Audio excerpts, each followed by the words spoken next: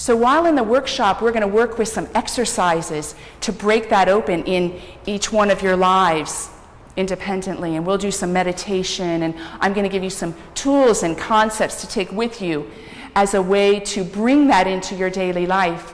Here and now, I'd like to just give you one fun example of penetrating to the essence of my story. And I thought it would be fun to use one of my monastery stories. So as Mary had said, I was a nun for over 10 years. And I was attracted deeply to the Carmelite charism because my mystical experiences could find a home in the mysticism that I found there. It resonated with me. And the monastery I chose was in North Dakota. And the reason I chose it, there were a couple reasons. We lived off the land. It was a vibrant community. There were 20 nuns there of all different ages.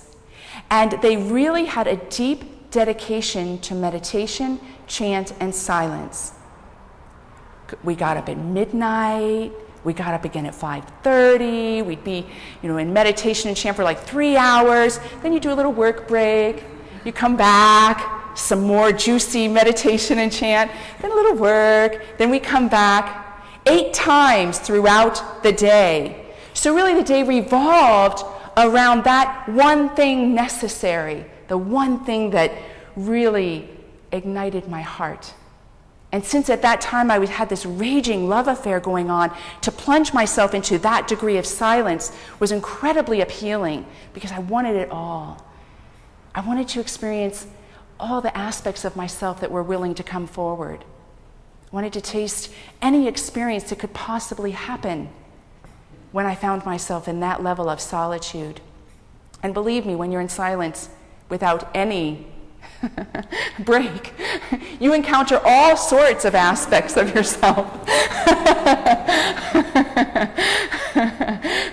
So this one story is a really good one. So not only did we have our tasks, like I worked in the kitchen, everyone had something to help the community be sustaining, but we had tasks that rotated each week, like who led the chant, who read the books at table, who turned on and off lights.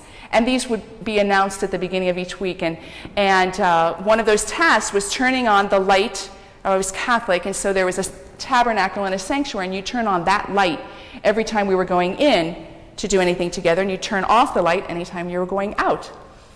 And that rotated through. You got that, maybe like once a month, once every 2 months. And about a year into my life as a nun, I had come to a place where I felt inspired to say, take me to the new level. And when I did that, one of my signs was that, we didn't have computers and cell phones and all that, but one of my signs was that my clock went completely haywire and I was completely undependable for waking anybody up or being on time. But what happened is I got the tabernacle light duty right after I had made that request. And for the life of me, the very first day, I could not remember to turn the light off. And now that sounds extremely trivial. We'd go in, I remember to flip it on, we'd do our thing, we'd come out, we prostrated, we genuflected, we held doors, and every time we walked out that door, something would distract me from remembering that. Now, this is even funnier because we live in silence. Nobody could come and get me. And so somehow the leader of the community, called a prioress, would always find out. And throughout the monastery, you would hear my Morse code. Bzz, bzz, bzz, bzz, bzz. That was my code.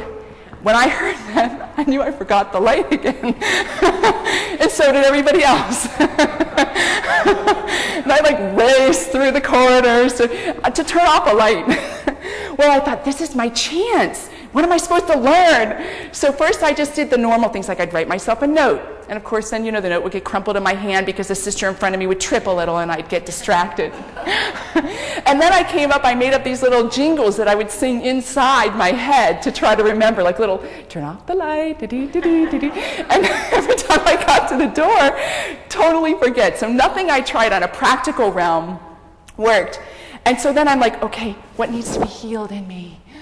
Help me learn about my barriers to this. So I'm opening myself on all these other levels, and nothing's coming forward.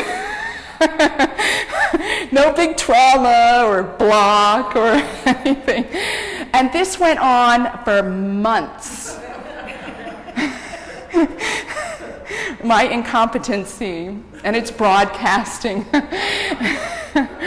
And one evening, I went to our time in meditation, and I'm kneeling there in the silence.